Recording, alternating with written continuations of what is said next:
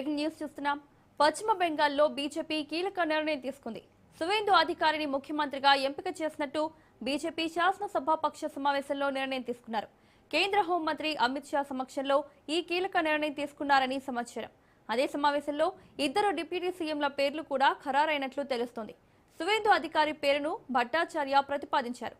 ఇక రేపు ఉదయం 11 గంటలకు కోల్కతాలోని బ్రిగేడ్ పరేడ్ గ్రౌండ్స్ వద్ద కొత్త ప్రభుత్వ ప్రమాణ స్వీకార కార్యక్రమం జరగనుంది.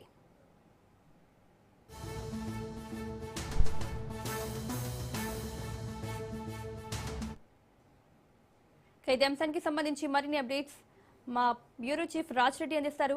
రాజ్ రెడ్డి,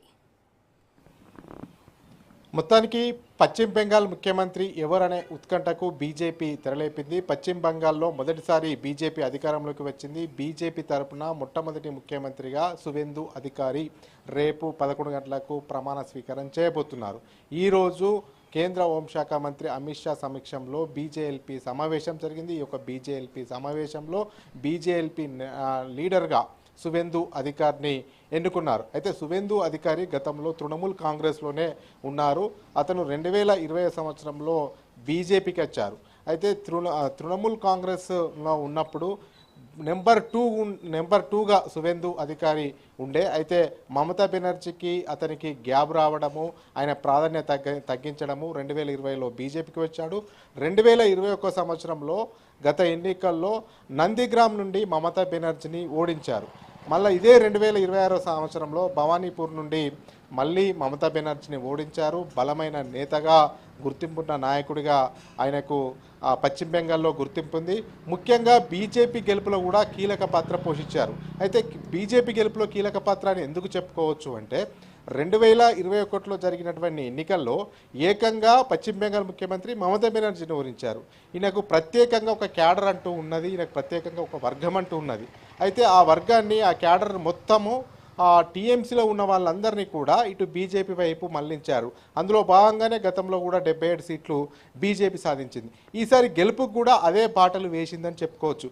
అందులో భాగంగా అతనికి క్షేత్రస్థాయిలో కూడా టీఎంసీ నాయకులు ఎవరు, టీఎంసీలో మండల లెవెల్ నుంచి జిల్లా లెవెల్ నుంచి బలమైన నాయకులంతా కూడా ఇతను ఐడెంటిఫై చేస్తాడు. వీళ్ళందరినీ కూడా బీజేపీ వైపు మళ్లించడంలో సక్సెస్ అయ్యాడు. అంతేకాకుండా హిందుత్వ భావజాలాన్ని పెంచి హిందుత్వ ఓటునంతా కూడా కన్వర్ట్ చేశాడు ఇటు బీజేపీ వైపు. ఓవైపు హిందుత్వ ఓటు, మరోవైపు టీఎంసీలో ఉన్నటువంటి పట్టు ఈయనకు ఉన్నది కాబట్టి టీఎంసీ కేడర్ను ఇటువైపు మళ్లించడం, హిందుత్వ ఓటును బీజేపీ వైపు మళ్లించడం, ఇవన్నీ కలగలిసి బీజేపీ గెలుపులో కీలక భూమిక పోషించారు. పైపెచ్చు 2 సార్లు మమతా బెనర్జీని 2021లో 2026లో మొన్న జరిగినటువంటి ఎన్నికల్లో 2 టర్ములు ఆమెను ఓడించారు. కాబట్టి బీజేపీ జాతీయ నాయకత్వం అతన్ని గుర్తించింది. అందులో భాగంగానే బీజేఎల్పీ సమావేశంలో బీజేఎల్పీ నాయకుడిగా సువేందు అధికారిని ఎన్నుకున్నారు. రేపు 11 గంటలకు ప్రమాణ స్వీకారం చేయబోతున్నారు. రేపు 11 గంటలకు ప్రధానమంత్రి నరేంద్ర మోడీ, హోంశాఖ మంత్రి అమిత్ షా, అదేవిధంగా కేంద్ర మంత్రులు వాళ్ళందరి ఆధ్వర్యంలో రేపు ప్రమాణ స్వీకారము సువేందు అధికారి పశ్చిమ బెంగాల్ చేయబోతున్నారు. పశ్చిమ బెంగాల్లో ఇది ఒక సంచలనం అని చెప్పుకోవచ్చు. ఎందుకంటే బీజేపీ మొదటిసారిగా అధికారంలోకి వచ్చింది. అధికారంలోకి రావడానికి సువేందు అధికారి పాత్ర కీలక పాత్ర పోషించిందని జాతీయ నాయకత్వం గుర్తించింది. కాబట్టి అతనికి పశ్చిమ బెంగాల్ ముఖ్యమంత్రిగా బాధ్యతలు అప్పగించి అందులో భాగంగానే బీజేఎల్పీ నాయకుడిగా బీజేపీ ఎమ్మెల్యేలందరూ కలిసి ఎన్నుకోవడం జరిగింది. Right Raj, thank you.